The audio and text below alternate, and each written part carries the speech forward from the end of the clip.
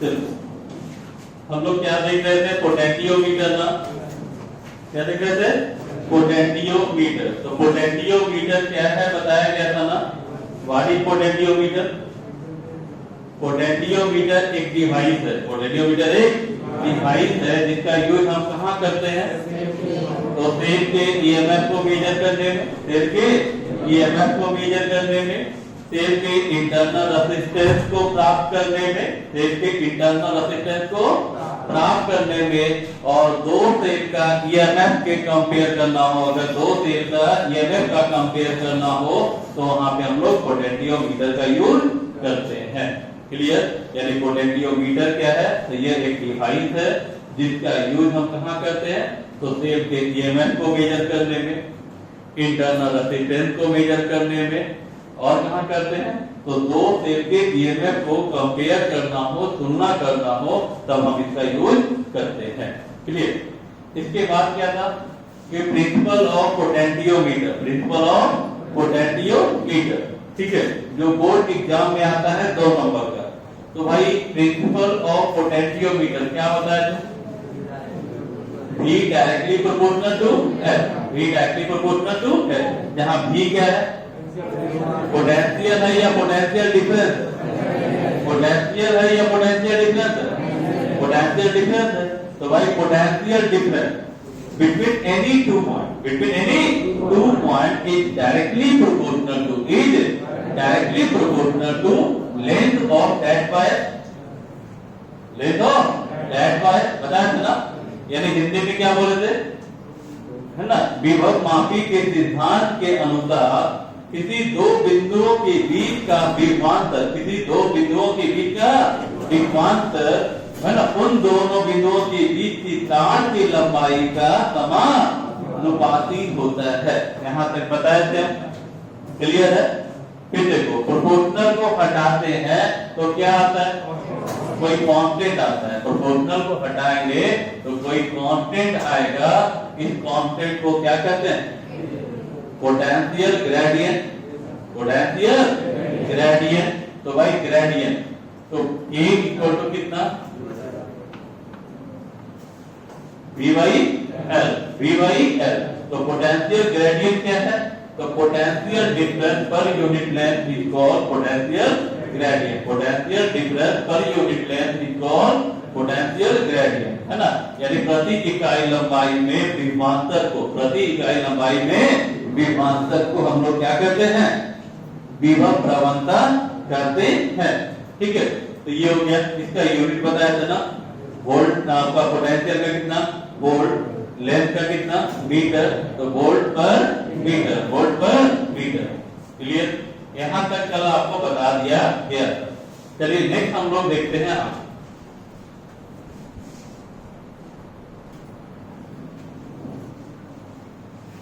अब देखो numerical point है, जहां से न्यूमेरिकल आता है एग्जाम में, ठीक है, और ये दोनों बोर्ड एग्जाम में आता है, बिहार बोर्ड में भी और सीबीएसई बोर्ड में भी। ठीक है, तो पहला हमारा है, जैसे क्या क्या बताए थे कि पोटेंशियोमीटर क्या है, तो पोटेंशियोमीटर एक डिवाइस जिसका यूज कहाँ करते हैं, तो सेल के ईएमएफ को प्राप्त करने में, इंटरनल रेजिस्टेंस को प्राप्त करने में, और कहाँ करते हैं, दो सेल के ईएमएफ को कंपेयर करने में। यही था ना।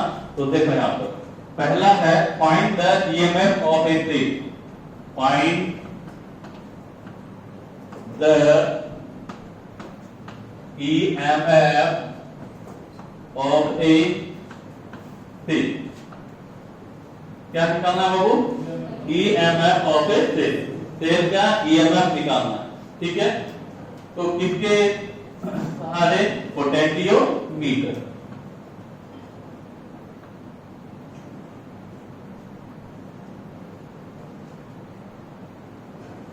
क्लियर। तो हमें सेल का ईएमएफ निकालना है।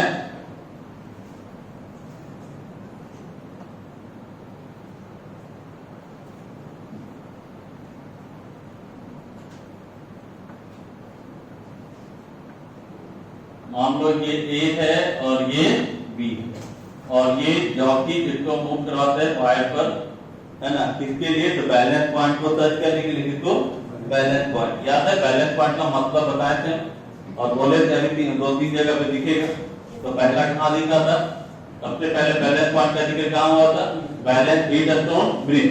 दूसरा बार कहाँ आया था? मीटर ब्रिज आया था, मीटर ब्रिज। तीसरा बार कहाँ?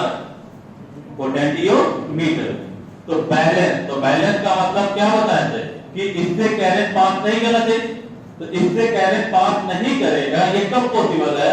जब यहाँ और यहाँ का पोटेंशियल डिफरेंस इसके बराबर होगा। जब पोटेंशियल डिफरेंस आपका 0 होगा, यानी पोटेंशियल सेम होगा, तभी तो कैरेट फ्लो नहीं करेगा। अगर पोटेंशियल डिफरेंस आएगा तो कैरेट फ्लो करता है। High potential to low potential, पढ़े हो ना? कैरेट का स्टार्टिंग, कैरेट कहां से कहां फ्लो करता है? High potential to low potential, high potential to. और यहां कह रहा है कि ये बैलेंस पॉइंट है। बैलेंस पॉइंट मींस इससे कैरेट पास नहीं करेगा। ये कब पॉसिबल है? ये सेल का ईएमएफ कितना मान लिए थी, ठीक है? ये आपका प्राइमरी सेल मान लो। और यहां देखो, ठीक है, तो आपकी मान लो कोई दिक्कत नहीं। अब यहाँ क्या करो कि इसका ये जी हो गया और यहाँ का पोटेंशियल डिफरेंस जो हो गया वो मान लेते भी एज, यानी potential difference between A and J. और हम किसके लिए वर्क करें? और बैलेंस के लिए ना। किसके लिए? बैलेंस पॉइंट के लिए। तो बैलेंस पॉइंट का मतलब क्या बताए?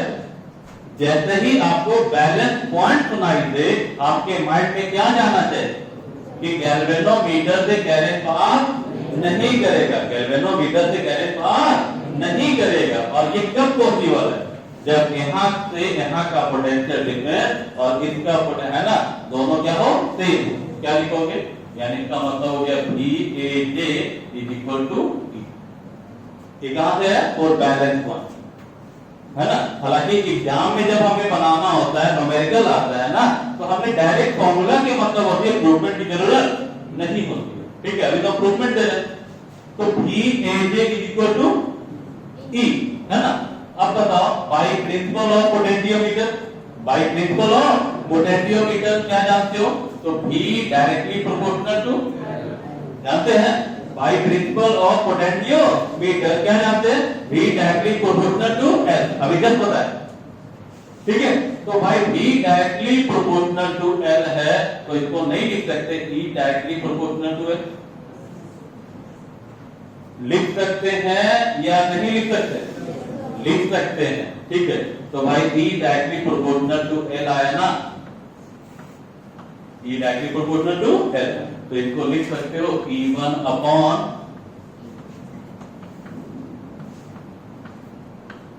जस्ट दिया नो,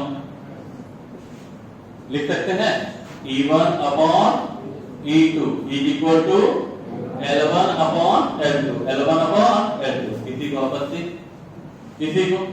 तो यही आपका फॉर्मूला है। क्या बहुत बड़ा फॉर्मूला है ना। सेल का अगर निकालना है तो E1 by E2 is equal to L1 by L2, L1 by L2। किसी को आपत्ति? तो ये हो गया find the EMF of the cell. तो यहाँ क्या क्वेश्चन देता है? ये क्वेश्चन कॉम्पिटिशन में पूछता है, मेडिकल इंजीनियरिंग में डिफेंस वगैरह, आईआईटी वगैरह सब जगह क्वेश्चन है, ठीक है। तो होता क्या है, देखो यहाँ से क्वेश्चन बिहार बोर्ड में भी है, सीबीएसई बोर्ड में भी है, मेडिकल में भी है और आईआईटी में भी है, जीमेंस और एडवांस दोनों जगह पे है। बट लैंग्वेज का खेल होता है। लैंग्वेज डायरेक्ट दे दिया तो हमारा बोर्ड का एग्जाम का हो गया, स्टेट लेवल इंजीनियरिंग का हो गया। थोड़ा घुमा के दे दिया तो वो आप लोग का कॉम्पिटिशन हो गया, जीमेंस और एडवांस का हो गया। यानी कंसेप्ट यही है, इसी से क्वेश्चन पूछेगा। एक होता है कि डायरेक्ट पूछना और एक होता है आपको थोड़ा फंसा देगा लैंग्वेज, ठीक है। तो भाई यहाँ पे दो ही फॉर्मूला ही है आपका पोटेंशियोमीटर में, दो फॉर्मूला। एक तो हमने बता दिया E1 by E2 equal to L1 by L2। Board की बात की जाए, है ना, बोर्ड की बात की जाए तो क्या देगा? E1 देगा, E2 देगा, L1 देगा, L2 पूछेगा। क्लियर? या L1 L2 बैलेंसिंग लेंथ देगा, एक सेल का ईएमएफ देगा तो दूसरा सेल का ईएमएफ पूछेगा। तो बताओ, अगर 4 में कोई 3 दे दे तो क्या चौथा नहीं निकलेगा? क्वेश्चन दे रहे हैं सॉल्व में, पहले थ्योरी खत्म कर देते हैं, इसके बाद जितना भी न्यूमेरिकल है उसको, है ना, दे, ठीक है। तो E1 by E2 is equal to L1 by L2। तो इसमें चार चीज है, चार में तीन चीज दिया रहेगा, एक चीज आपसे क्या करेगा, पूछिए। ठीक है, नेक्स्ट आते हैं। तो ये फॉर्मूला सिर्फ लिखना है तो लिख लो, क्योंकि न्यूमेरिकल बनाने में काम देगा, फिर तो थ्योरी आपको रहेगा ही। ठीक है, पोटेंशियोमीटर हेडिंग कर दो, उसमें आपका पहला फॉर्मूला आप लोग का आया क्या, प्रिंसिपल ऑफ पोटेंशियोमीटर दे करके E directly proportional to L कर दो। अगले बेंच पर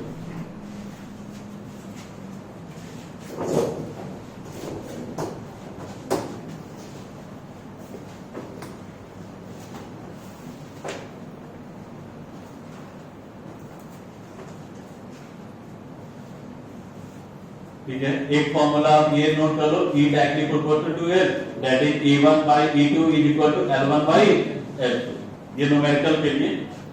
ठीक है, अभी जस्ट न्यूमेरिकल देंगे आपको।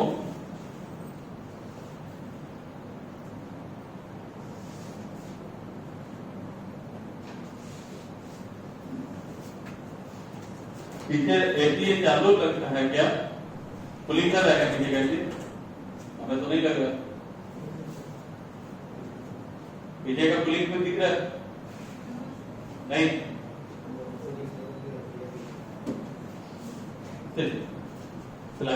Gate loss. चलिए नेक्स्ट आगे बढ़े। ठीक है, यहाँ फॉर्मूला हमारे पास जो है उसको लिख देते हैं, ताकि न्यूमेरिकल जब बनाए तो आपको दिक्कत ना। ठीक है,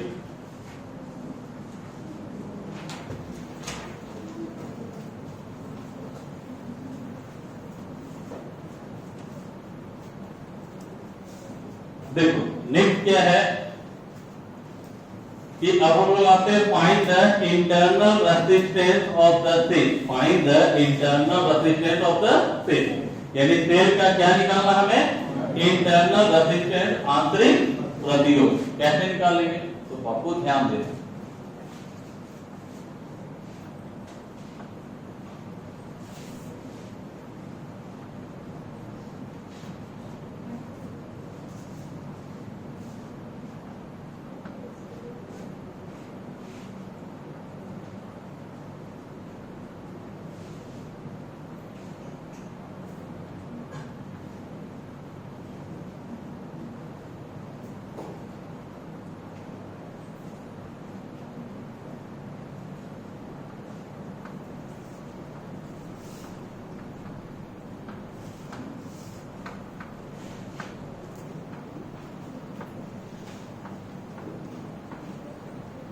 देखो यहाँ पे क्या हो रहा है कि तेल, ये जो तेल है इसके साथ हम एक रेजिस्टेंस को कनेक्ट करें, लेकिन अभी ये ओपन, क्या है, ओपन है। याद कीजिए हम आपको बताए थे ईएमएफ और टर्मिनल पोटेंशियल डिफरेंस। ईएमएफ और टर्मिनल पोटेंशियल डिफरेंस, तो टर्मिनल पोटेंशियल डिफरेंस याद होगा तो बताया गया था किसी भी कंडक्टर के अक्रॉस पोटेंशियल डिफरेंस, किसी भी कंडक्टर के अक्रॉस पोटेंशियल डिफरेंस। लेकिन कौन से सर्किट में, क्लोज सर्किट में या ओपन सर्किट में, क्लोज, इसमें क्लोज में, तो उसको हम लोग कहते हैं टर्मिनल पोटेंशियल डिफरेंस। और ओपन रहता है तो उसको हम लोग कहते हैं ईएमएफ। क्या कहते हैं, ईएमएफ। तो भाई ये ओपन है या क्लोज, क्या है, ओपन।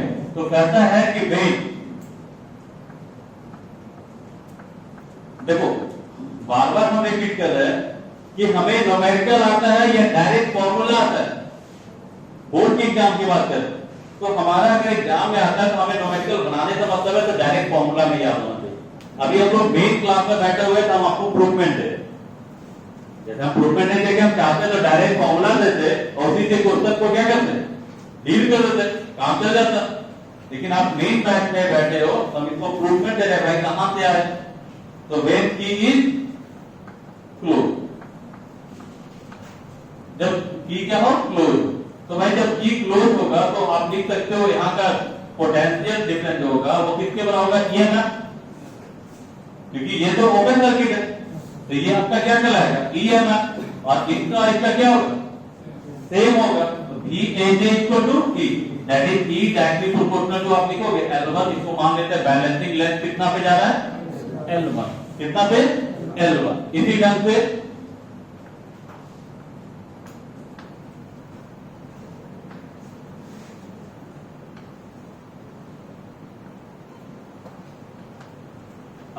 किए हम, ये जो एक्सटर्नल रेजिस्टेंस है ना कैपिटल आर, ठीक है, ये कैपिटल आर है एक्सटर्नल रेजिस्टेंस। अब इसको हम क्लोज कर दिए, पहले ओपन था ना, तो ये ओपन वेल की ओपन, ठीक है, ये की क्या है ओपन। अब हम क्या कर दिए इसको क्लोज कर, तो जैसे ही क्लोज किए तो वो क्या नाम से जाना जाता है, टर्मिनल पोटेंशियल डिफरेंस, क्या नाम जाना जाता है, टर्मिनल पोटेंशियल डिफरेंस, ठीक है। तो यहाँ आपका बी ए बी, इसको मान लो जेड है, अब अलग क्वांटिटी हो जाएगा क्योंकि अब यहाँ पे ई नहीं होगा, अब क्या कहलाएगा भी टर्मिनल पोटेंशियल डिफरेंस, और भी का वैल्यू आप जानते हो, ई से बड़ा भी हो सकता है और ई से छोटा भी हो सकता है।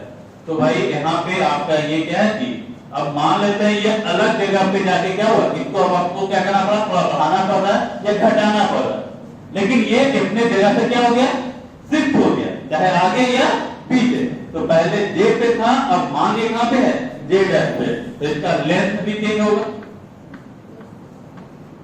उसको क्या मान लिया L2, और ये क्या कौन सा है, क्लोज है ना, तो वेन की इज क्लोज, जब की क्या हो क्लोज, तो भाई जब की क्लोज होगा तो इसको हम लोग क्या बोलेंगे, ईएमएफ या terminal potential difference, terminal potential difference. और ये कहां बैलेंस हो रहा है, L2 पे ना, कहां पर L2 पे, तो V directly proportional to L2। तो क्या हम ऐसा लिख सकते हैं E upon V is equal to L1 by L2, नहीं लिखेंगे, जैसे यहाँ पे E directly proportional to L1, V directly proportional to L2, constant तो दोनों का सेम ही है, तो कॉन्स्टेंट कैसे के क्या हो जाए कैंसिल, तो डायरेक्ट क्या लिखे E by V is equal to L1 by L2, L1 by L2, और देखो E बाई V, तो since we know that R is equal to कितना, E upon V minus 1 into, ये फॉर्मूला पड़े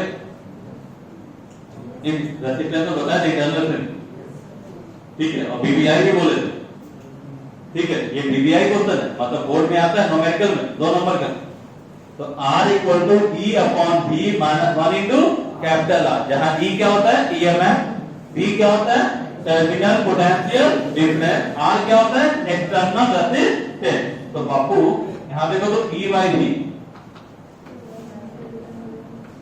L1 by minus 1 into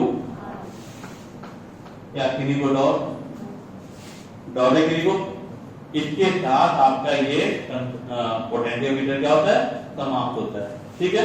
यहां पे एक और बीबीआई ऑब्जेक्टिव जो याद रखें, बीबीआई ऑब्जेक्टिव 2-3 बार पूछा, यानी अभी तक 2-3 बार आपसे पूछ चुका है, क्या है पूछा हुआ कि पोटेंशियोमीटर के सेंसिटिविटी को, पोटेंशियोमीटर के सेंसिटिविटी को बढ़ाने के लिए क्या करना होता है, पोटेंशियोमीटर के सेंसिटिविटी को बढ़ाने के लिए क्या करना होता है। तो ऑप्शन में ए में होता है लेंथ को बढ़ाना होगा, ऑप्शन बी लेंथ को घटाना होगा, ऑप्शन सी है ना मतलब दोनों या रिमेन से, या ऑप्शन ही नन ऑफ दी। तो ये क्वेश्चन है लोड का, यानी सेंसिटिविटी जिसको हिंदी में कहते हैं सुग्राहिता, ठीक है। तो आपको क्वेश्चन आएगा विभव मापी की सुग्राहिता को बढ़ाने के लिए क्या करना होता है, तो भाई इसका आंसर होता है लेंथ को बढ़ाना होगा, लेंथ को क्या करना होगा बढ़ाना होगा। तो ये इसको कैसे याद रखोगे, to increase sensitivity of potentiometer, तो increase sensitivity of potentiometer length should be increased, length should be increased, मतलब विभव मापी के सुग्राहिता को बढ़ाने के लिए, विभव मापी के सुग्राहिता को बढ़ाने के लिए लंबाई को क्या करना होगा बढ़ाना होगा, क्या करना होगा बढ़ाना होगा। तो ये ऑब्जेक्टिव है जो एग्जाम में पूछा हुआ है, ठीक है। इसके साथ ये क्या होता है समाप्त, यानी पोटेंशियोमीटर क्या हो गया क्लियर। अब इसका नोट कर देते हैं, नोट कर लो एक फॉर्मूला ये R इक्वल टू, बाकी तो थ्योरी हम नहीं देंगे,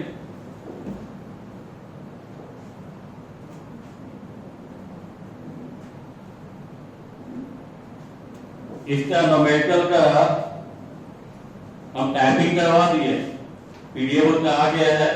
हम आपको जैसे ही क्लास छूटेगा हम आपको पीडीएफ भेज देंगे और ऐसा रहेगा तो फिर प्रिंट आउट हम आपको कर देंगे, ठीक है। जैसे हम बोले थे ना न्यूमेरिकल लिखाने में तो समय लगता है, तो जितना न्यूमेरिकल हम क्लास में डील करते हैं सभी न्यूमेरिकल को हम टाइपिंग करवाते हैं।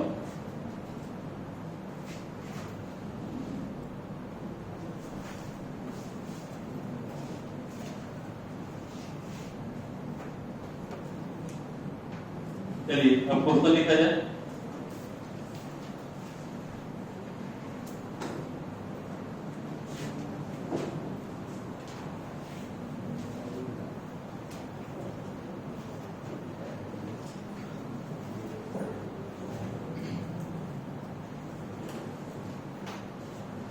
लिखिए तो न्यूमेरिकल हो गया ना, ये फॉर्मूला लिखिए। फॉर्मूला क्या क्या आपका है, फिर से अगर रिपीट कर दे तो पहला प्रिंसिपल ऑफ पोटेंशियोमीटर क्या है भाई, V directly proportional to L, है ना। और यहां से एक और आया था पोटेंशियल ग्रेडियंट, पोटेंशियल ग्रेडियंट तो V बाई L। और क्या था, EMF ऑफ से, EMF ऑफ से, तो भाई क्या रिलेशन आया था, E directly proportional to L, that is E1 बटा E2 is equal to L1 बटा L2। और लास्ट फॉर्मूला क्या था, लास्ट फॉर्मूला क्या था, internal resistance of the cell small r is equal to L1 by L2 minus 1 into r। Clear, ये हो गया आपका न्यूमेरिकल पॉइंट, यानी यहां से जब भी आएगा तो न्यूमेरिकल। डायरेक्ट ऑब्जेक्टिव में क्या बताए थे, तो पोटेंशियोमीटर का यूज कहां होता है, कहां कहां देखे, क्या क्या किया आप देखो ना। सेल का ईएमएफ निकाले, यानी सेल के ईएमएफ को मेजर करने में, मापने में। दूसरा, दो सेल के ईएमएफ को कंपेयर करने में, कहां गया, हट गया, अच्छा उसके पहले। और तीसरा क्या बताए थे, इंटरनल रेजिस्टेंस को प्राप्त करने में। तो तीनों तो यहां दिख ही गया ना आपका, ठीक है। और क्या बताया थे, आपका important short question principal of potentiometer, ठीक है। उसके बाद ऑब्जेक्टिव देखा कि सेंसिटिविटी को बढ़ाने के लिए करते क्या है, लेंथ को बढ़ाएंगे या घटाएंगे। चलिए अब आ जाइए न्यूमेरिकल पर। In a potentiometer, in a potentiometer, in a potentiometer arrangement, arrangement, arrangement, a cell of EMF, a cell of EMF, a cell of EMF लिखे 1.5 volt, 1.5 volt gives a balance point, gives a balance point, gives a balance point at 27 centimeter, 27 centimeter लिखे। length of wire, length of wire of the cell, of the cell, of the cell, sorry ठीक है, death of the wire लिखने, एक minute थोड़ा language को मिलाइएगा तो बाबू। In a potentiometer arrangement a cell of EMF 1.5 volt gives a balance point at 27 centimeter length of wire। Clear, यहाँ पे इसको करो, if the cell, if the cell, if the cell is replaced, is replaced, replace समझते हो ना, यानी उसके जगह दूसरा, replace by another cell, by another cell, by another cell and balance point shift to and balance point shift to and balance point shift to 54 centimeter 54 centimeter 54 centimeter. The EMF of the second cell is the EMF of the EMF of the second cell is option A 3 volt, option B 1.5 volt, option C 0.75 volt, and option D 2.25 volt.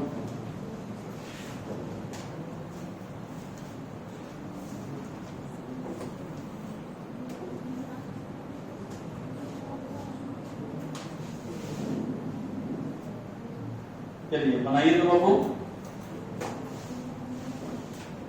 बना? कितना आया? यहाँ देखो कितना cell दिया हुआ है, 2 cell ना, दोनों में ईएमएफ दिया है E1 और E2, और क्या दिया है? तो E1 E2 दिया हुआ है, नहीं लेंथ दिया हुआ, बैलेंसिंग लेंथ L1 और L2, L1 और L2 आपको दिया हुआ है, ठीक है। और आपको एक सेल का ईएमएफ दिया हुआ है, कितना कितना दिया जाता है बताइए तो, क्या क्या दिया हुआ है? E1 कितना दिया है? 1. और ये बैलेंस कर रहा है ना कितने लेंथ पर?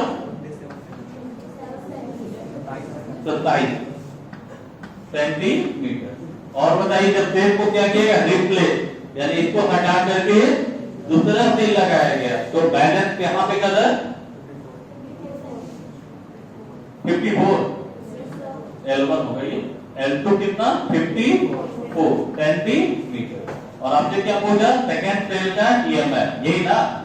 तो since we know that E1 by E2 is equal to L1 by E1 दिया है, L1 दिया है, L2 दिया है, E2 नहीं निकल जाएगा, हो जाएगा।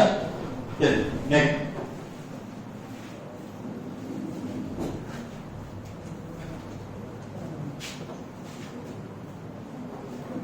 कर लोगे ना?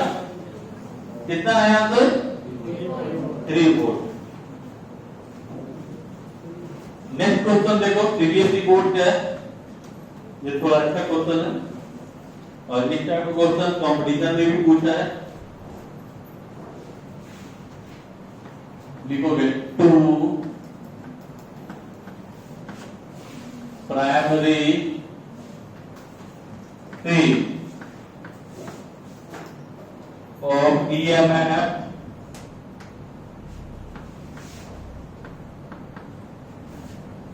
wire E1 and E2, जहां लिखा है E1 greater than E2, E1 greater than E2, clear? Are connected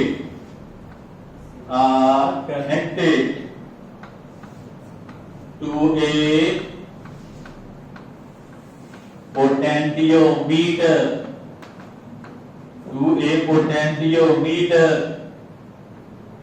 wire AB, potentiometer wire AB, as shown in the figure, as shown in the figure. If the balancing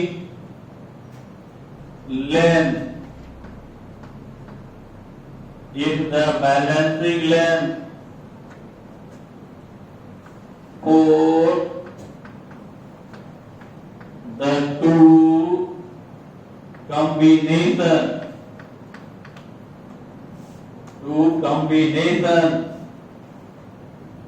of the same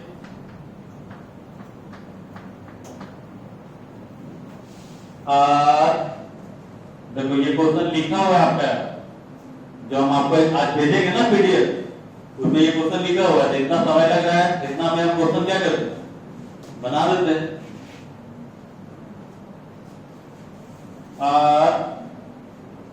250 centimeter and 400 centimeter.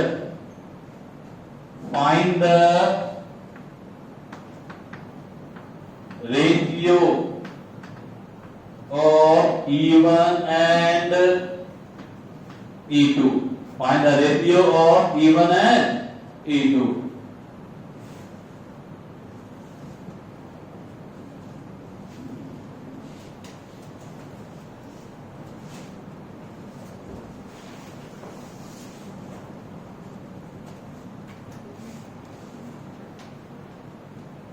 लिख लिए बापू।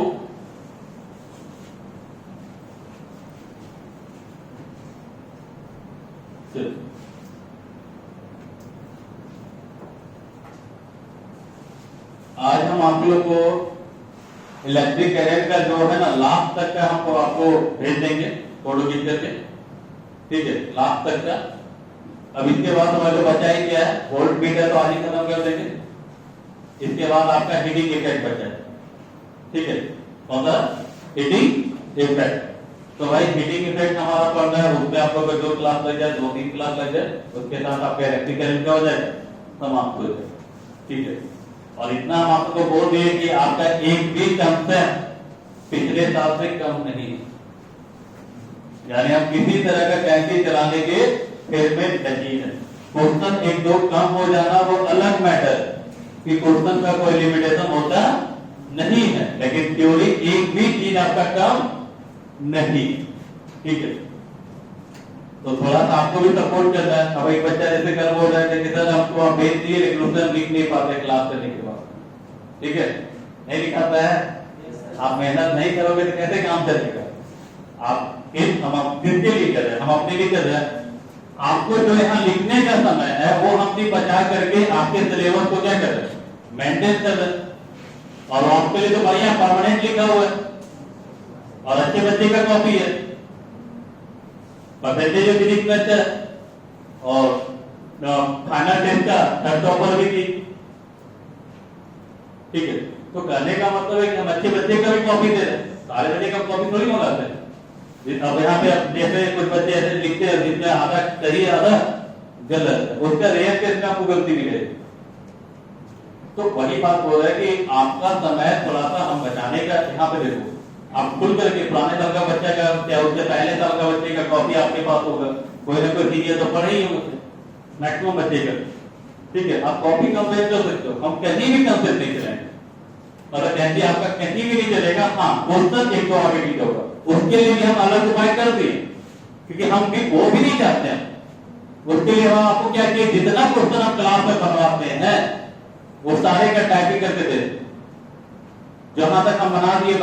आपको लगता है कि उसके अलावा भी question बनाना चाहिए, आप बना लेना, क्या कर लेना, बना लेना। नहीं बनेगा तो डील कर देंगे। जैसे पोटेंशियोमीटर में हम यहाँ पे 3 से 4 क्वेश्चन दिए, अभी तक कितना क्वेश्चन हो गया, एक वहां दिए, एक अभी दे रहे, एक अभी और देंगे, 3 क्वेश्चन हो गए।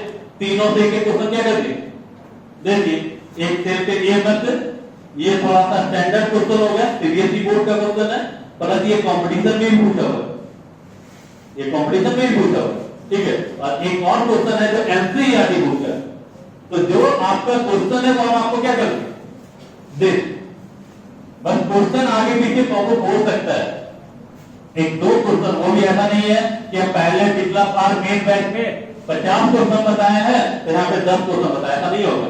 अगर 50 क्वेश्चन बताया तो 45 हो सकता है। तो मुझे पूरा चैप्टर की बात कर रहे हैं, एक चैप्टर मान लो 50 क्वेश्चन बताया, 100 क्वेश्चन बताया न्यूमेरिकल, तो 100 क्वेश्चन में 5-6 कम हो सकता है। ऐसा नहीं होगा कि 100 क्वेश्चन में हम आपको 50 बताएंगे, 50 छोड़ देंगे, ठीक है। हमारा बस एक ही मोटो है कि हम ज्यादा से ज्यादा आपको दे दें। क्लियर है क्या बाबू?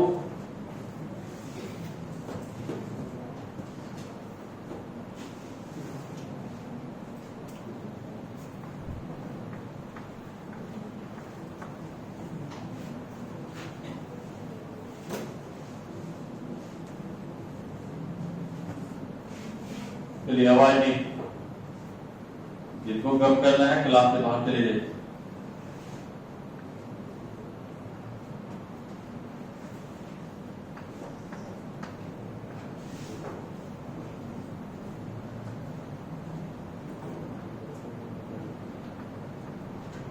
बहुत ही अच्छा क्वेश्चन है, यही कारण से हम आपको दे रहे हैं।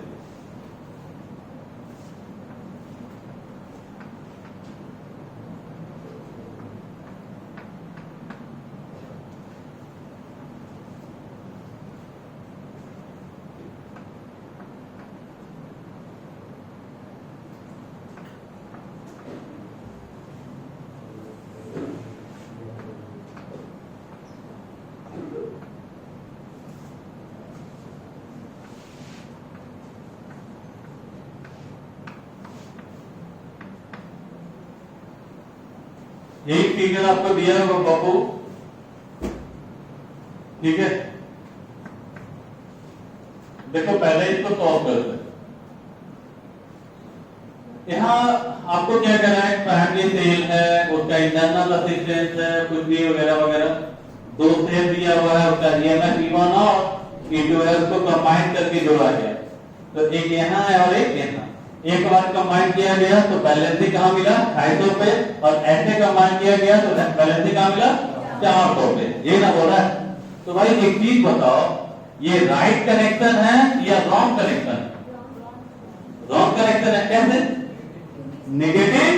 नेगेटिव से जोड़ दिया था। राइट कनेक्शन या wrong connection? Wrong connection. EMF बढ़ेगा या घटेगा? घटेगा भाई। अब बोली है तो बढ़ जाएगा, घटेगा ना, तो घटेगा कितना? E1 माइनस E2, बड़ा में छोटा, तो बड़ा कौन था? देखो क्वेश्चन में E1 बड़ा था, E1, तो इसका जो होगा इसको लिखेंगे E1 minus E2 directly proportional to L1। ये लेंथ L1 जो कितना दिया है 250, कितना दिया? अब बताओ ये राइट कनेक्शन है या रॉन्ग कनेक्शन है? राइट। कैसे पता चला? तो पॉजिटिव नेगेटिव का कनेक्शन, राइट कनेक्शन। ईएमएफ जुटेगा या घटेगा? जुटेगा। कितना? E1 plus E2। ये ध्यान में नहीं आ रहा है कि नीट का होता है बढ़िया ही काम को, या तो नीट का होगा या तो जीएनएफ का होगा, है ना। बस थोड़ा सा कंफ्यूज हो रहा है कि भाई कौन सा, और करेक्टली है, ऐसा नहीं कि बहुत पुराना क्वेश्चन है। करेक्टली आपको ये क्वेश्चन मेडिकल नीट में पूछा है या तो जीएनएफ पूछा है, एग्जैक्टली ध्यान नहीं है, ठीक है। तो E1 minus E2 directly proportional to L1, E1 plus E2 directly proportional to L2, ठीक है। अब बताओ इसको भी करते हैं, E1 minus E2 upon E1 plus E2 is equal to L1 upon L2, लिख सकते हैं। अब बताइए तो E1 minus E2 upon E1 plus E2 is equal to 250 बटा 400, 1 सुना से 1 सुना, 25 25 8 25 4, कोई दिक्कत? तीसरा तीसरी गुना करोगे कितना? 8 E1 माइनस 8 E2 बराबर 5 E1 प्लस 5 E2, यही है ना। इसको इधर ले आओ, प्लस इधर जाके माइनस, कितना हो जाएगा? 8 माइनस 5, कोई दिक्कत? और ये माइनस इधर जाके 8 5 13, नहीं समझ में कोई दिक्कत है? तो भाई E1 बटा E2 13 बटा, क्या क्वेश्चन में जान था, लेकिन सीबीएसई बोर्ड का क्वेश्चन, और यही सब क्वेश्चन अगर बिहार बोर्ड पूछ देता है तो दिक्कत हो जाएगा, क्योंकि लोग तो फॉर्मूला कोडिंग कर रहा, तो गेटिंग द रिजल्ट।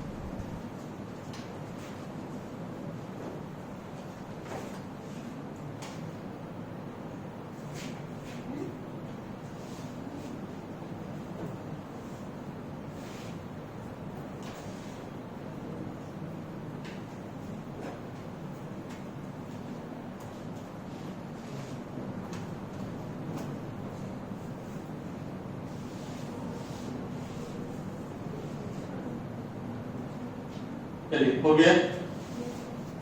नेक्स्ट आगे बढ़ा जाए। एक क्वेश्चन और है, उसको दे ही देते हैं, क्यों छोड़े। ठीक है,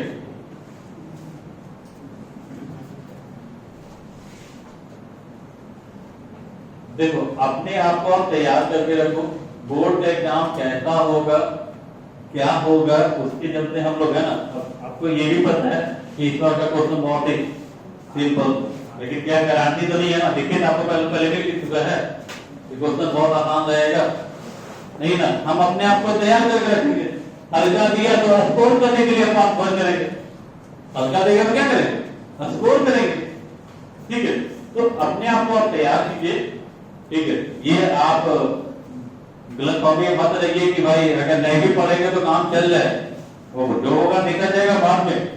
ठीक है, अपने आप को तैयार रखिए हर एक सिचुएशन के लिए, पूरे सिलेबस के लिए, क्योंकि देखो बिहार बोर्ड का सिलेबस पे विश्वास मत कर। बिहार बोर्ड का सिलेबस अगर कहेगा कि हम 30% काट दिए हैं और इसके अलावा आपको इसी से क्वेश्चन पूछेगा, तो कभी भी इस बात पे आप विश्वास करने की जरूरत नहीं है। ठीक है, अगर आप इस तरीके से तैयारी करते हो तो हमेशा टेंशन में रहो। अगर आप पूरे सिलेबस को लेके चलते हो तो आपको कभी भी किसी चीज का डर नहीं होगा, कभी भी डर नहीं होगा, क्योंकि आप पूरे सिलेबस को ले लो।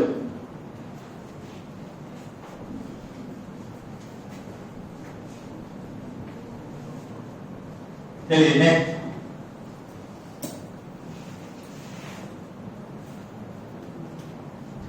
ये एनसीईआरटी का क्वेश्चन है बाबू।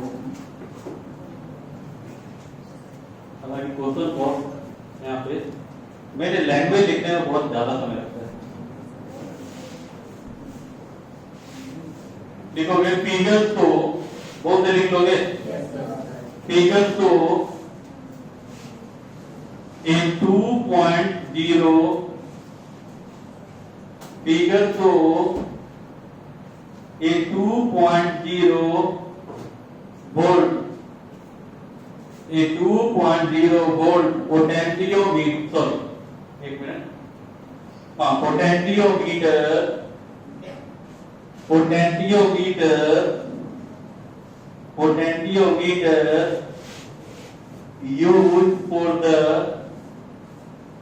used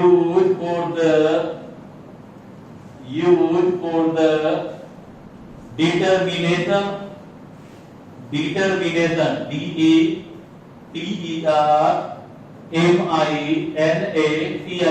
determination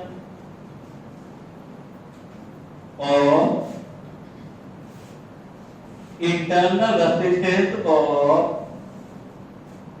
internal resistance of 1.5 volt,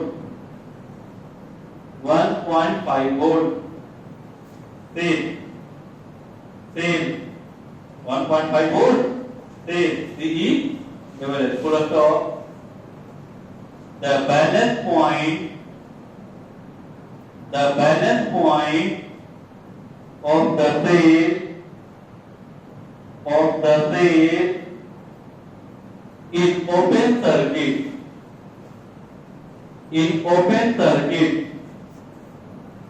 is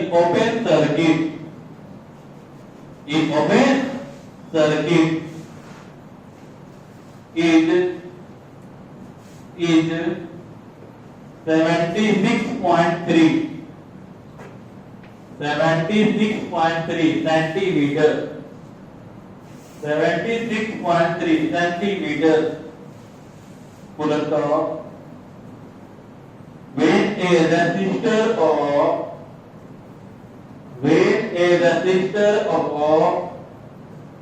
9.5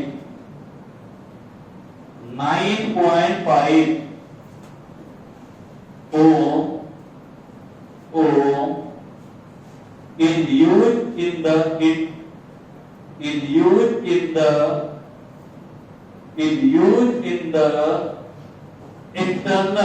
external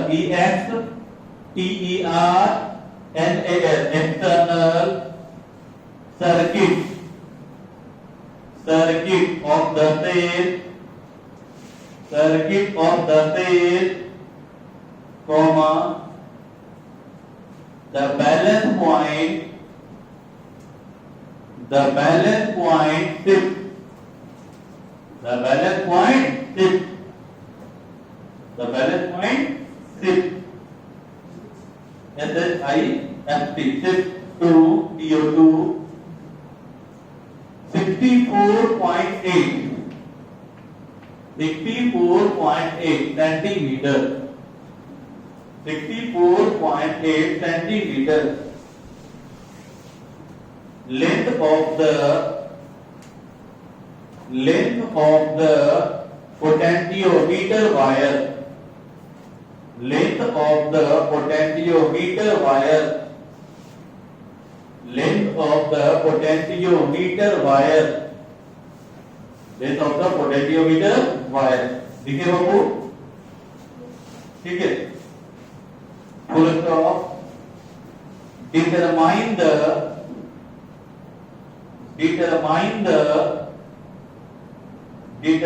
the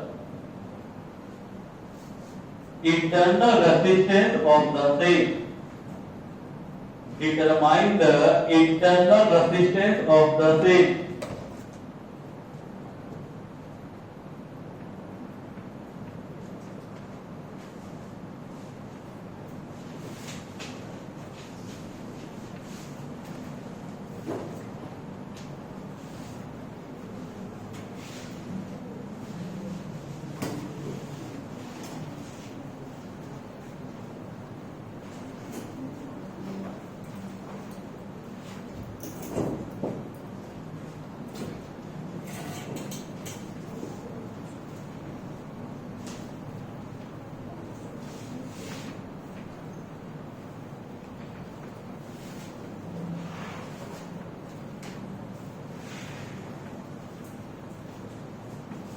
यही फिगर आपको दिया है.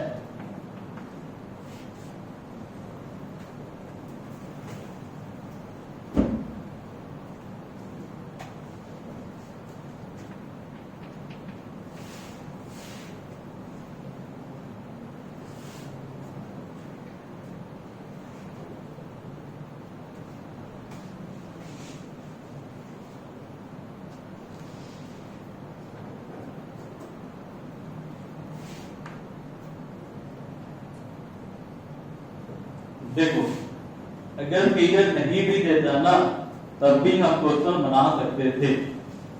क्यों? देखो बाबू, क्वेश्चन में क्या कह रहा है कि आपको पोटेंशियोमीटर दिया हुआ है जिसमें एक सेल का यूज किया गया है ना, और उसका इंटरनल रेजिस्टेंस आपको प्राप्त करना है, और उस सेल का ईएमएफ आपका है 1.5 वोल्ट, जिसका इंटरनल रेजिस्टेंस आपको प्राप्त करना है. ठीक है. फिर कह रहा है कि the balance point of the cell in open circuit. Open का मतलब क्या होता है? अभी बताया था ना, ओपन का मतलब यहाँ पे E directly proportional to L1 बताया थे. और इसको फिर क्या किया कि एक एक्सटर्नल रेजिस्टेंस जोड़ दिया गया, उसका रेजिस्टेंस का वैल्यू कितना है? 9.5 ओम, 9.5 ओम. और आपका बैलेंसिंग कितना शिफ्ट हो गया? 64.8. तो जैसे ही आपने इसको जोड़ दिया तो वो कहलाएगा V. क्या कहलाएगा? V. यानी आपको दिया क्या? L1 दिया, L2 दिया, कैपिटल R दिया, रेजिस्टेंस है ना, और इंटरनल रेजिस्टेंस पूछा है. तो R बराबर कितना पड़े हो? पड़े हो? कोई दिक्कत है? तो बताइए, आपको L1 दिया हुआ है कितना? 76.3, L2 दिया हुआ है 64.8, R का वैल्यू दिया 9.5. तो क्या स्मॉल r नहीं निकालोगे? हो जाएगा? कोई दिक्कत है? तो ये आपका हो गया एनसीईआरटी का क्वेश्चन. इसके साथ आपका तीनों फॉर्मेट समाप्त होता है इसका.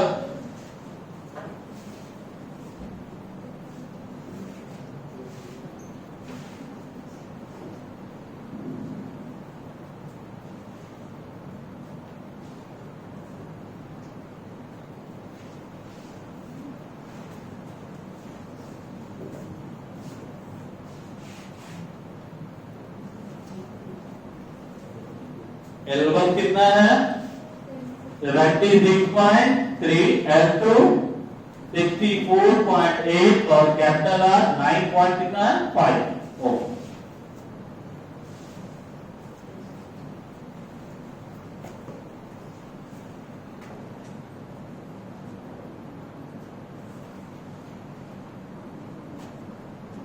कैलकुलेशन कर लो।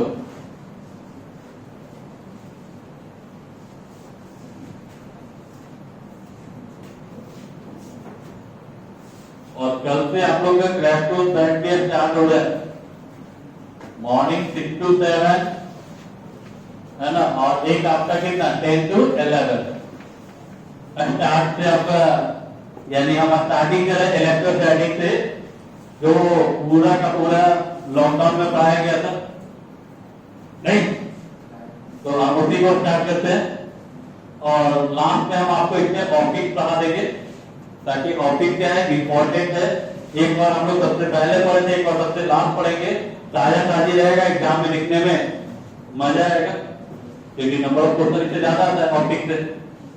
तो इलेक्ट्रोस्टैटिक से हम लोग इसको क्या करेंगे स्टार्ट कर देंगे। कल स्टार्ट हो, कल से स्टार्ट हो जाएगा, कोई एक्स्ट्रा आपका नहीं करेगा, सीधे कल से क्लास स्टार्ट हो जाएगा। और इसमें एक एक क्लास में अगर एक क्लास भी किसी बंदे का छूटता है तो समझ लो अपने आपने क्या घटा किया, तो कम से कम आपको 4 से 5 शॉर्ट छूट गया, 5 है ना, 10 ऑब्जेक्टिव छूट गया या आपको, यानी एक क्लास छूटने से आपको इतना घटा हो सकता है। तो एक, क्योंकि इसमें जितना भी पॉइंट बताया जाएगा वो सब का सब क्या रहेगा इंपॉर्टेंट है। आपको 2.5 से 3 महीना में आपको ये पूरा का पूरा सिलेबस निकालना है, 9 महीने वाला 10 महीने का। तो भाई इसमें क्या होगा, सारा जितना भी क्लास है वो सारा इंपॉर्टेंट होता है, सब बोर्ड की वजह से सारा इंपॉर्टेंट है। तो आपका एक एक क्लास मायने रखे, ठीक है। और हम कल बताए भी थे कि आपका टेस्ट सीरीज भी स्टार्ट होगा। टेस्ट सीरीज आप लोग का नवंबर लास्ट या तो दिसंबर फर्स्ट वीक से स्टार्ट कर देंगे। चैप्टर वाइज टेस्ट होगा, उसके बाद आपका फुल टेस्ट होगा। आप अपने आप को तैयार रखिएगा। हम चैप्टर का अनाउंसमेंट, डेट का अनाउंसमेंट हम आपको कुछ दिन में करते हैं, कुछ दिन में हम आपको कर देंगे कि सबसे पहला टेस्ट किसका होगा और है ना कब होगा, यानी चैप्टर का आपको अनाउंसमेंट कर देंगे। आप अपने आप को तैयार रखिएगा, बोर्ड के व्यू से बहुत काम देगा, बोर्ड के पैटर्न पे ही टेस्ट होगा आपका।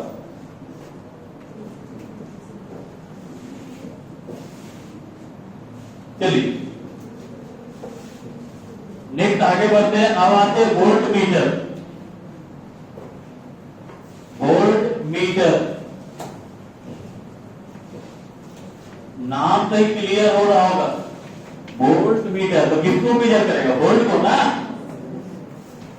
किसको, वोल्ट को। यानी वोल्ट मतलब क्या, पोटेंशियल डिफरेंस। किसको, पोटेंशियल डिफरेंस। वोल्ट तो यूनिट हुआ ना।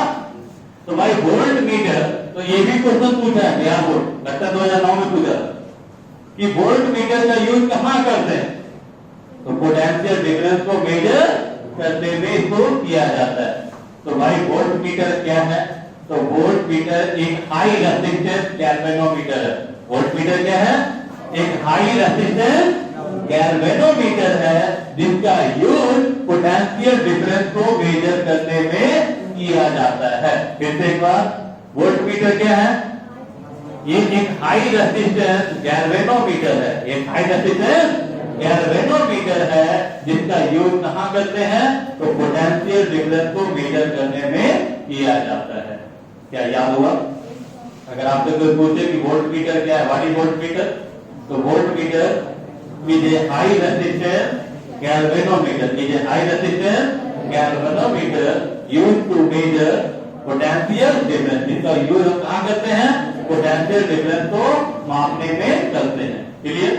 तो यहां से एक ऑब्जेक्टिव बन गया कि पोटेंशियल वोल्ट मीटर का यूज क्या किसके लिए किया जाता है, तो पोटेंशियल डिफरेंस को मेजर करने के लिए। क्लियर? नेक्स्ट, वोल्ट मीटर को कैसे कनेक्ट किया जाता है, तो पैरेलल। किसमें, पैरेलल में। ये ध्यान रखिएगा, ये भी ऑब्जेक्टिव है। वोल्ट मीटर को सर्किट में कैसे जोड़ते हैं, सीरीज में या पैरेलल में, पैरेलल में, याद रहेगा। फिर से एक बार, वोल्ट मीटर को कैसे जोड़ा जाता है, पैरेलल में ना, यहाँ पे एक क्वेश्चन और आपको एराइज होता है कि आखिर पैरेलल में ही क्यों जोड़ते हैं, सीरीज में क्यों नहीं जोड़ते। ठीक है भाई, यहाँ क्वेश्चन आता है कि वोल्ट मीटर को समानांतर क्रम में ही क्यों जोड़ा जाता है, क्या कारण। तो बाबू एक चीज बताओ, पहले ये बताओ पैरेलल मतलब पता हो ना, ठीक है। तो पैरेलल में क्या होता है, करंट जो आएगा वो बढ़ जाएगा, करंट बढ़ेगा ना। अब जब करंट बढ़ेगा तो गैल्वेनोमीटर से जो करंट पास करेगा वो वैल्यू कम जाएगा मेन करंट के रिस्पेक्ट में, क्योंकि दो ब्रांच हो गए, पैरेलल होने से क्या हो गया, दो ब्रांच हो गया। अच्छा दो ब्रांच हो गया तो करंट होगा वो गैल्वेनोमीटर से कम पास करेगा, और जब कम पास करेगा तो उसका एक्यूरेसी क्या होगा, बढ़ जाएगा। याद कीजिए, जब करंट का वैल्यू मिनिमम हो तो उसका एक्यूरेसी क्या होता है, मैक्सिमम होता है। ठीक है, तो आखिर इसका जवाब क्या होगा कि galvanometer is connected in parallel, galvanometer is connected in parallel in the circuit because when connected in parallel then current passing through the galvanometer will be less so it measure accurate potential difference, यानी ये accurate यानी इसका जो accuracy होता है वो उसका जो शुद्धता होता है वो क्या होता है, बढ़ जाता है। यानी हम कहना क्या चाह रहे हैं कि वोल्ट मीटर को पैरेलल में क्यों जोड़ते हैं, इसलिए जोड़ा जाता है ताकि करंट का वैल्यू क्या हो जाए, बढ़ जाएगा, और बढ़ेगा तो गैल्वेनोमीटर से कम करंट पास करेगा, और जब करंट कम पास करेगा तो उसका एक्यूरेसी क्या होगा, बढ़ जाएगा। पता है ना, जितना कम मेजरमेंट, जितना छोटा यूनिट उतना एक्यूरेसी क्या होता है, ज्यादा होता है। तो इसका अगर क्वेश्चन कोई पूछ दे कि वोल्ट मीटर को समानांतर क्रम में क्यों जोड़ा जाता है, जिसका जवाब क्या लिखोगे, तो वोल्ट मीटर को समानांतर क्रम में इसलिए जोड़ा जाता है ताकि गैल्वेनोमीटर से बहने वाली धारा का मान कम हो जाए और वो ज्यादा से ज्यादा शुद्धता से माप सके। आया समझ में, ब्रांच बढ़ेगा तो करंट बढ़ेगा, और करंट बढ़ेगा यानी करंट का वैल्यू घटा, और करंट का वैल्यू घटेगा तो एक्यूरेसी क्या होगा, बढ़ेगा। उम्मीद करते हैं कि समझ में आ गया होगा। कोई दिक्कत है, कोई आपसे पूछ दे कि वोल्ट मीटर को सर्किट में कैसे जोड़ते हैं, पैरेलल क्यों जोड़ते हैं, मन किए इसलिए नहीं, क्यों जोड़ते हैं। जैसे ही पैरेलल में हम जोड़ेंगे तो गैल्वेनोमीटर से बहने वाली विद्युत धारा का मान क्या हो जाएगा, कम जाएगा, और जब ये कमेगा तो उसका एक्यूरेसी क्या होगा, बढ़ जाएगा, एक्यूरेसी क्या होगा, बढ़ जाएगा। क्लियर। नेक्स्ट पॉइंट, ये भी और देखिए पूछा क्या हुआ, देखना क्वेश्चन बैंक में मिल जाएगा। ठीक है, क्वेश्चन बैंक में मिल जाएगा कि आइडियल वोल्ट मीटर के लिए रेजिस्टेंस का वैल्यू कितना होना चाहिए, तो इनफिनाइट। कितना, जिस तरह से आप लोग पढ़े थे ना आइडियल मीटर के लिए रेजिस्टेंस का वैल्यू कितना होना चाहिए, 0, क्या 0। यहाँ आइडियल वोल्ट मीटर के लिए कितना होना चाहिए, इनफिनाइट। याद रहेगा, for ideal volt meter resistance should be, for ideal volt meter resistance should be, याद रहेगा ना। यानी कहने का मतलब है कि आपका वोल्ट मीटर आइडियल कब होगा, जब रेजिस्टेंस का वैल्यू बहुत ही ज्यादा होगा। बहुत ही ज्यादा का मतलब यहाँ पे क्या होगा, आपका इनफिनाइट। तो ये क्वेश्चन बोर्ड में पूछा हुआ, ठीक है। और नेक्स्ट पॉइंट क्या है कि जितना ज्यादा रेजिस्टेंस का वैल्यू होता है उतना ही उसका एक्यूरेसी बढ़ता है। जितना ज्यादा उसका रेजिस्टेंस का वैल्यू होगा उतना उसका एक्यूरेसी क्या होता है, बढ़ता है, वो मोर एक्यूरेट मेजर करता है। क्लियर। फिर से बताओ, अब हम क्वेश्चन पूछते हैं, आप लोग जवाब दोगे। पहला, वोल्ट मीटर क्या है, वोल्ट मीटर क्या है, वोल्ट मीटर है क्या, इसका यूज कहां करते हैं, पोटेंशियल है ना, पोटेंशियल डिफरेंस को मेजर करने में। इसको सर्किट में कैसे जोड़ा जाता है, पैरेलल में, है ना। क्यों जोड़ते हैं, क्यों जोड़ते हैं इसको, ताकि गैल्वेनोमीटर से करंट फ्लो का वैल्यू क्या हो जाए, कम हो जाए, और वो ज्यादा से ज्यादा एक्यूरेट मेजर कर सके, इसी कारण से ना। फिर बताइए, आइडियल वोल्ट मीटर के लिए रेजिस्टेंस का वैल्यू कितना होना चाहिए, इनफिनाइट। और क्या बताए थे कि जितना ज्यादा रेजिस्टेंस का वैल्यू होगा उतना ही एक्यूरेसी का क्या होगा, ज्यादा होगा। यहाँ तक किसी को डाउट याद हुआ? कोई दिक्कत? चलो अब वैसे भी यही तरीका अपना रहा है, जब क्लास में याद हो जाता नहीं पढ़ने वैसे ही मजा आता ना, एकदम क्लास में हो जाए क्या हो जाए, याद हो जाए। बस एक काम हम आपके घर के लिए छोड़ देते हैं, वो भी थोड़ा मजबूरी है, लेकिन जैसे ही हमको लगेगा कि मेरा सिलेबस कंट्रोल हो गया है, वो भी हम जल्द कर देंगे। क्योंकि हमने बताया था कि अभी भी हमारा 20 से 25 दिन पिछले साल से पीछे चल रहा है, जो रियलिटी पिछले साल से 20 से 25 दिन अभी भी हम पीछे चल रहे हैं, ठीक है। उसको मैनेज करने के लिए तो पिछले बार दशहरा का छुट्टी था, इस बार दशहरा का छुट्टी नहीं है। अभी छुट्टी एक ही केस में होगा जब मेरा तबीयत खराब हो, ठीक है, तो वो केस होता है। दिवाली दशहरा कोई छुट्टी आपका नहीं होगा। अब वहां पे होता क्या है, अगर मान लेते छठ वगैरह आ गया था, ठीक है, अब छठ में क्या हो रहा है, तो छठ में क्या करेंगे, छुट्टी वहां पे अगर होता भी है तो एक वीडियो हम आपको डाल, ये मेरा मोटो है। आप घर चले भी जाओगे तो एक वीडियो आपका डाला हुआ रहेगा, सिलेबस हम पढ़ा रहे हैं, घर पे पढ़ोगे 2 दिन क्या करोगे, 2 दिन घर पे मैनेज कर सकते हो ना, 2 दिन आप भी मैनेज कर सकते हैं। यानी हमें 2 ही दिन तो बर्दाश्त करना, बाकी तो फिर क्लासिक चलेगा, ठीक है। आप खुद देखते होंगे कि जो क्लास में पढ़ा रहा है और वही चीज ऑनलाइन पढ़ा सकते हो, दोनों में अंतर आपको दिखता हो, ठीक है। तो वही चीज होता है, तो आप लगे कि चलो 2 ही दिन तो करना है, चलो मन मार के भी क्या होता है, अगर होता है ना कोई दुख में भी खुद ही का एक्सप्रेशन दिखाना होता है तो कितने देर तक, 2 मिनट चलता है, लैपटॉप तो नहीं दिखा सकता है। तो वही बात होता है कि चलो वो एक्सप्रेशन डेवलप करेंगे कि चलो 2 दिन मैनेज करना है, तो चलो 2 दिन वीडियो बना दिया, ठीक है। तो ये प्लानिंग है। एक दिन आपका सिर्फ हो सकता है कि छुट्टी हो, ठीक है, आपका 27 तारीख को, क्या इतना पहले बता दीजिए कि 26 को मेरा बाबू का फर्स्ट बर्थडे है, सेलिब्रेशन जब तक हो, ठीक है। तो कहने का मतलब है क्योंकि पिछले बार तो कुछ कर नहीं पाए, फर्स्ट बर्थडे है तो उसका कहने को तो थोड़ा सा कर रहे हैं, क्योंकि वो बात में ये नहीं बोले कि आप तो अपनी बेटी के लिए बहुत अच्छा पार्टी दिए और मेरे लिए कुछ नहीं की। बच्चा जब फोटो देखिएगा उसमें 3 ज्यादा पार्टी हो गया है, ये बंदा बेटा होकर के उसका कोई पार्टी अभी तक किसी को मिठाई तक नहीं खिलाया, उसको ऐसा भी नहीं चला, ठीक है।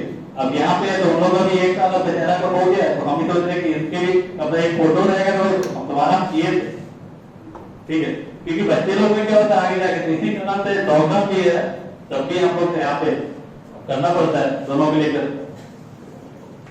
तो कोई बोलेगा कि आप बेटी को ज्यादा मानते हैं, बेटा बोले चलो अब देखते हैं आगे। तो वही कारण है कि 27 को मे भी पॉसिबल है कि 26 तक क्लास लेंगे, 26 को पार्टी है, 26 को क्लास लेंगे, लेकिन 27 को अब उस दिन मान लेते लेट हो जाएगा, हो सकता है कि मॉर्निंग क्लास आपका छुट्टी हो जाए, 26 तक हम लेंगे, लेकिन 27 का दिन हो सकता है या 27 को टेंशन ऑन फॉर में।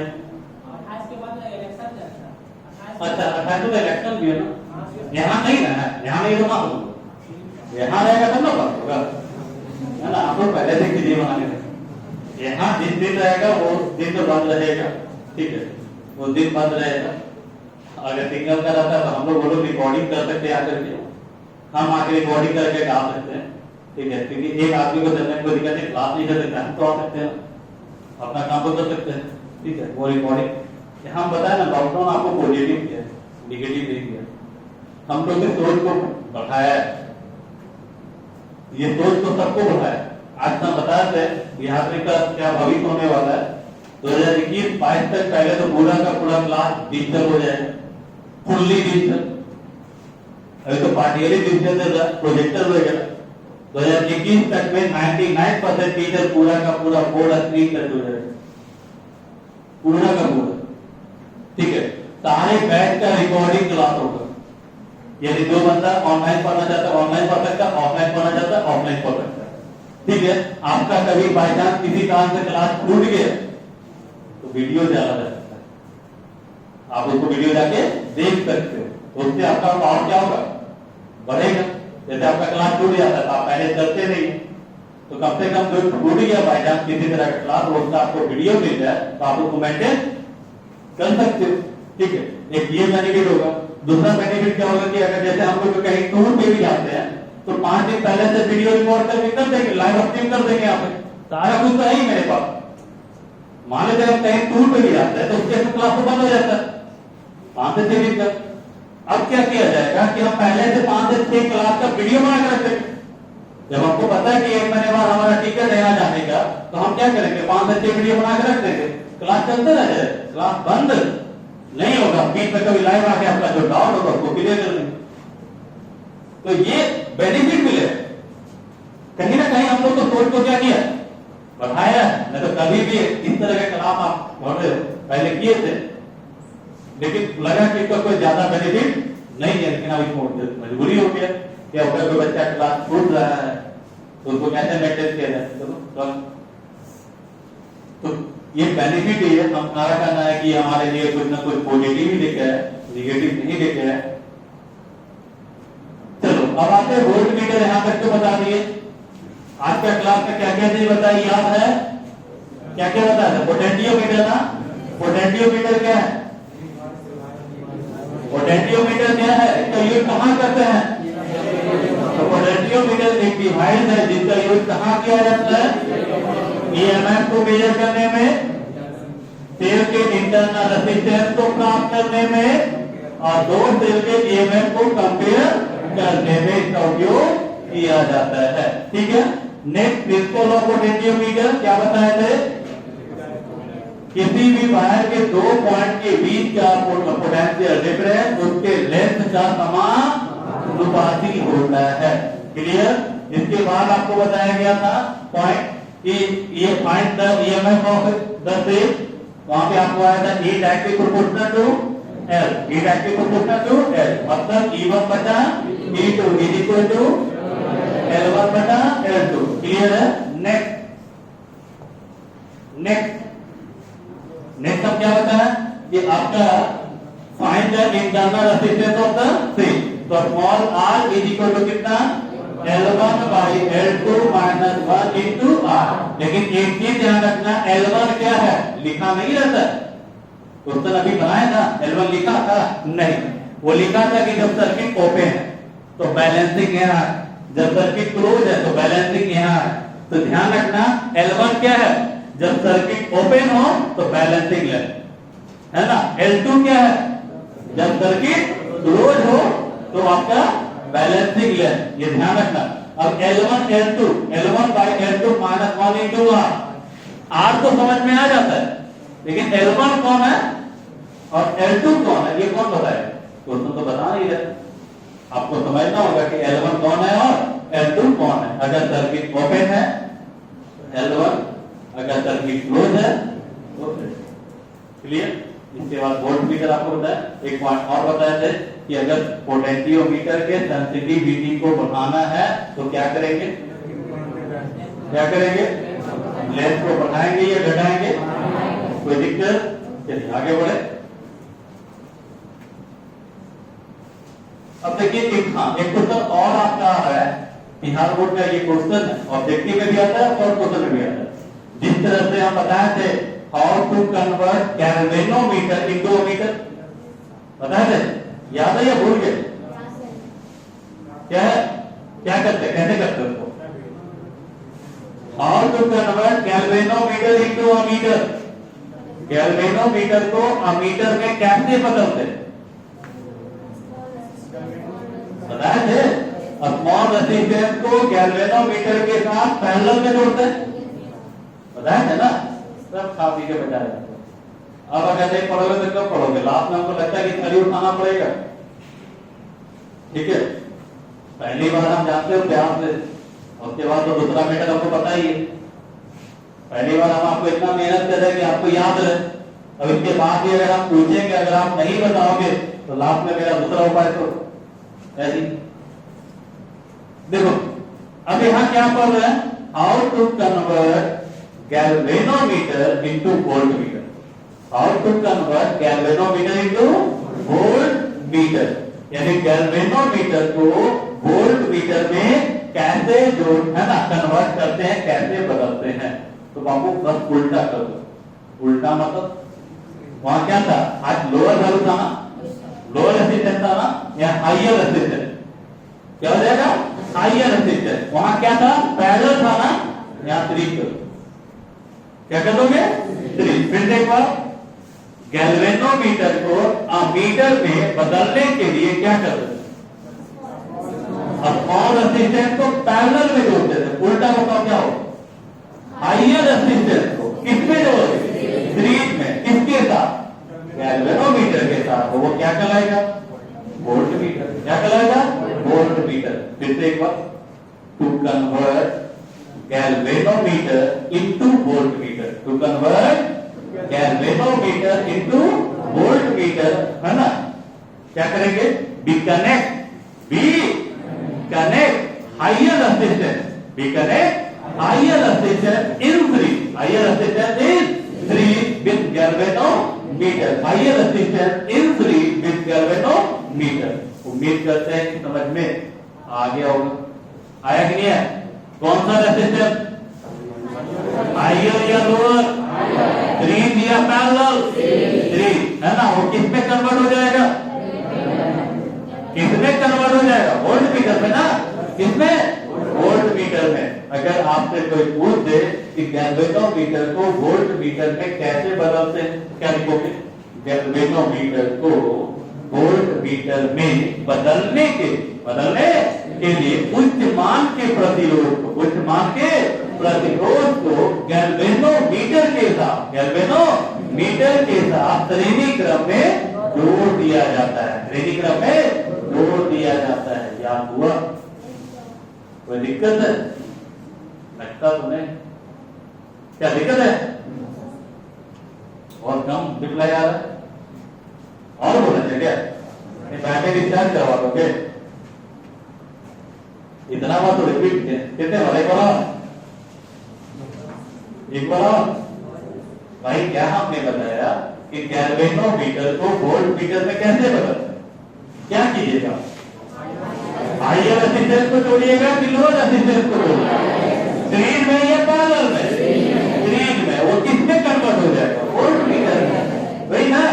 तो एक चीज बताओ, आप गैल्वेनोमीटर से मीटर में बदलना हो या गैल्वेनोमीटर को वोल्ट मीटर में बदलना हो, दोनों याद करने की जरूरत है ना। उल्टा होता ना, मीटर में क्या करते थे, स्मॉल रेजिस्टेंस को जोड़ते थे, किसमें, पैरेलल। यहाँ क्या कर रहे, हाइयर रेजिस्टेंस को जोड़ते, किसमें, यस या नो।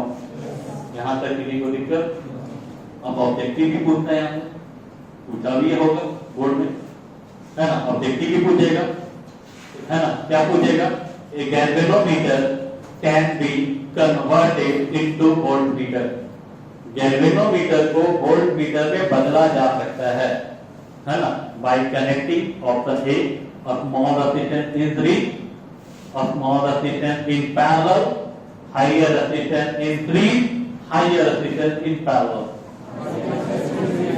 Higher resistance in. उम्मीद करते ये भी समझ में आ गया होगा। कुछ बुझा रहा है कि नहीं बुझा रहा, बस एक ही बदनाम करेंगे सब, है ना। यही चीज हम आपको सीखने को मिला है कि भाई बच्चा को क्लास में क्या हो जाना चाहिए, अब इसके बाद भी अगर याद नहीं होगा तो फिर बेकार है। इतना के बाद भी अगर आपको याद नहीं होता है तो आपका पढ़ना बेकार है या मेरा पढ़ाना बेकार है, दो ही चीज हो सकता है। क्योंकि इतना बार हमने पॉइंट को क्या किया, रिपीट किया, और रिपीट करने में भी ऐसा नहीं कि रट्टू मार की तरह रिपीट किया, हमने एक्सप्लेनेशन दी, याद करने का तरीका बताया कि अगर आपको अमीटर याद है तो वोल्ट मीटर याद करने की जरूरत नहीं है, बस अमीटर जो आप जानते थे उसी को उल्टा कर दो। तो जहां स्मॉलर था वहां हाइयर हो गया, जहां पैरेलल था वहां सीरीज हो गया। क्लियर। अब देखो यहां करना क्या है,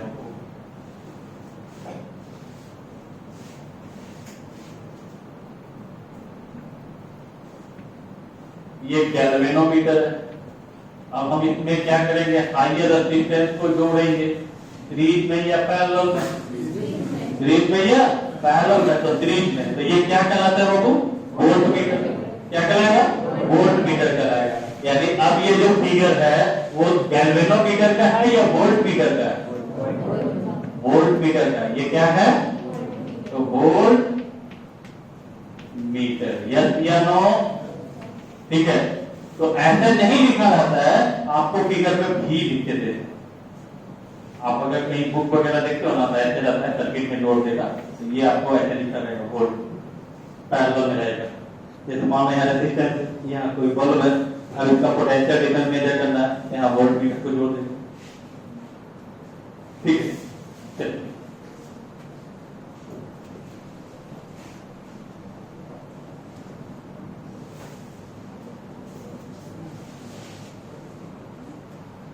देखो करते क्या है।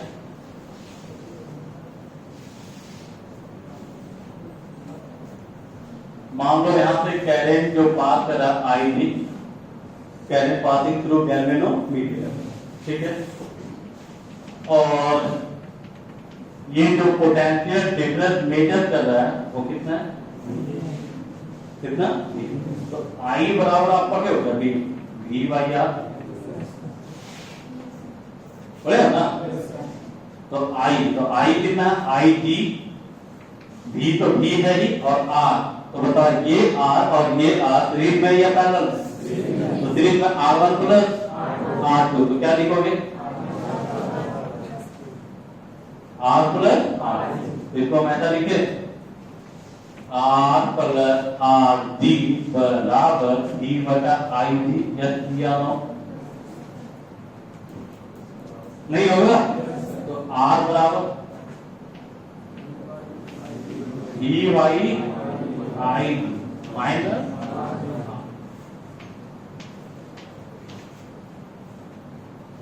कोई दिक्कत? जहां भी क्या है? पोटेंशियल डिफरेंस, जिसको मेजर करना, और I D current passing through galvanometer, galvanometer से बहने वाली विद्युत धारा, और आर डी क्या है? Resistance of galvanometer. किसी को आपत्ति? किसी को? है ना। अब हम मान लेते हैं स्पेशल केस कि यदि V बराबर एन वीटी हो, एन वीटी हो, है ना। ये कैपिटल जनरली लिखा है, चलो कैपिटल मतलब कहता है कि अगर पोटेंशियल डिफरेंस है ना, गैल्वेनोमीटर के पोटेंशियल डिफरेंस का कितना गुना हो? n गुना। कितना गुना? n गुना। तो यहां से हम लोग इसको लिख सकते हैं R equal to n VT by I D minus, और V बराबर आई इंटू आर, V बराबर आई इंटू, तो इसको ऐसा लिखे इधर I D R by I D minus R, I D. तो एक फॉर्मूला आप लोग देखो, तो यहां से आर डी कॉमन हो रहा नहीं, कितना हो जाएगा? n माइनस 1 इंटू, लेकिन ये कब है? ये जिस वोल्टेज को आप मेजर करना चाहते हो वो गैल्वेनोमीटर का कितना गुना हो? n गुना। कितना गुना हो? n गुना। तो कितना? n minus 1 into R. लेकिन न्यूमेरिकल अगर पूछता है तो यहां से, न्यूमेरिकल अगर हमें पूछता है तो यहां से पूछेगा, तो R इज इक्वल टू कितना? V upon I D minus R D. जहां पोटेंशियल डिफरेंस है ना, टू बी मेजर, जो मापना है आपको, I D current passing through galvanometer, R D resistance of galvanometer. Clear है? क्वेश्चन दिया जाए, एक क्वेश्चन देते खत्म हो जाएगा, ये भी बच जाएगा हमारा हीटिंग इफेक्ट।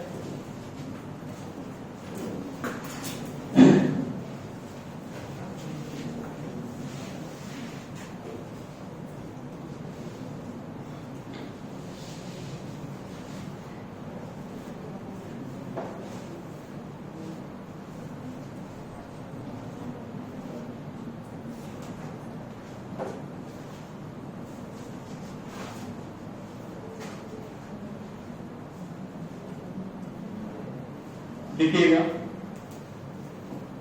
सिर्फ फॉर्मूला लिख लीजिएगा, ज्यादा बाकी तो हम सही भेज देंगे, है ना।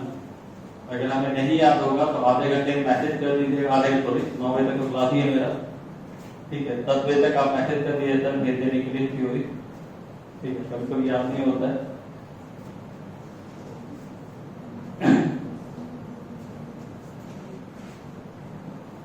चलिए हो गया बाबू। देखिए एक क्वेश्चन, एक galvanometer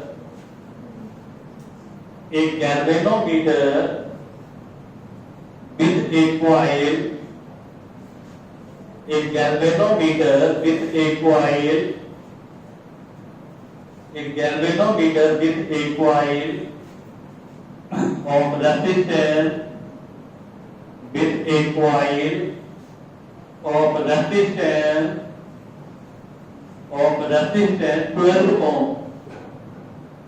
resistance 12 ohm,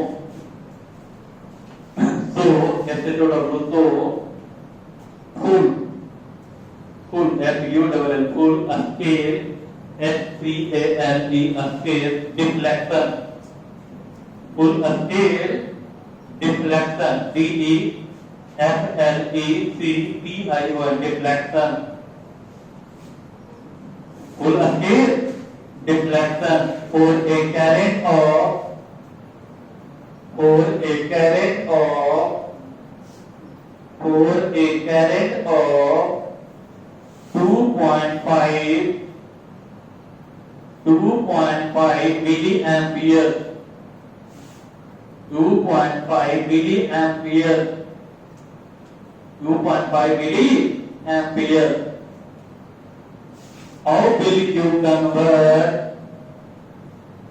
How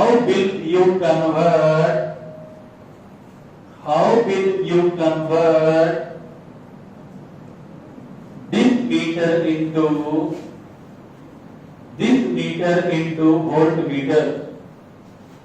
This meter into voltmeter of range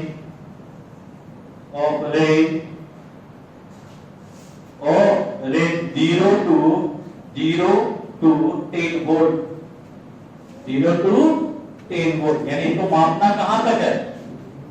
0 से लेके 10 वोल्ट तक। ऐसा बाबू एक चीज बताओ, आपको भी का मान दिया ना कितना? 10 वोल्ट। गैल्वेनोमीटर से मैक्सिमम कितना करंट पास कर रहा है? 2.5, और उसका रेजिस्टेंस कितना दिया हुआ है? 5। तो बताइए आरजी दे दिया है। एक चीज ध्यान रखना, फुल स्केल डिफ्लेक्शन का मतलब ये होता है मैक्सिमम करंट, यानी उससे ज्यादा वो डिफ्लेक्ट, जैसे गैल्वेनोमीटर होता है बाबू, तो आप जैसे ही कनेक्ट करते हो तो डिफ्लेक्ट हो जाता है, ठीक है? तो उससे ज्यादा नहीं हो रहा है, मतलब उससे ज्यादा करंट पास नहीं होगा, यानी वो कहना चाह रहा है मैक्सिमम करंट। कौन सा करंट? मैक्सिमम। तो बताओ ये दे दिया 10 वोल्ट, आईजी दिया 2.5 मिली एम्पियर ना, 2.5 मिली एम्पियर, और क्या दिया? आर कितना? 12 को। तो बताओ आर बराबर कितना? V by I D minus R. V कितना?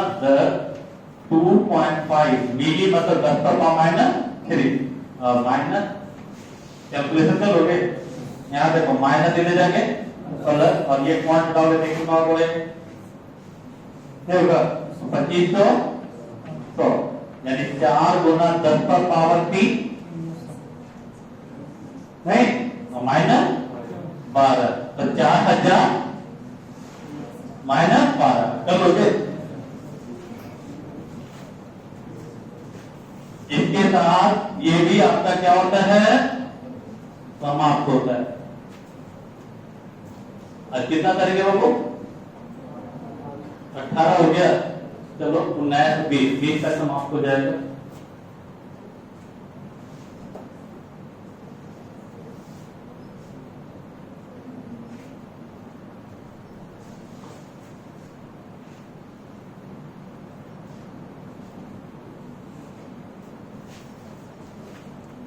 कितने तारीख से आपको क्लास रेगुलर हुआ था? 3 से ना, 3 से हम रेगुलर किए थे, और 20 तक 17 दिन इधर, और लगभग 5-6 दिन लगभग ऑनलाइन क्लास चला था, लगता है, ठीक है? तो कहने का मतलब ये है कि हम आपको एक्चुअली बोल रहे थे कि ये 25 से 30 दिन का क्लास होता है मेन बैच, वो वही चल रहा है।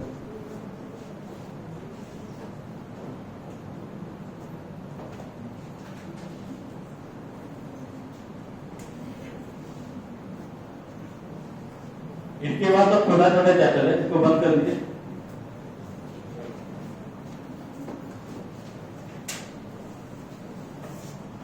इसके बाद जो हमारा चैप्टर है वो 10 दिन 12 दिन 10 दिन 12 दिन 4 चैप्टर खत्म कर जाएगा।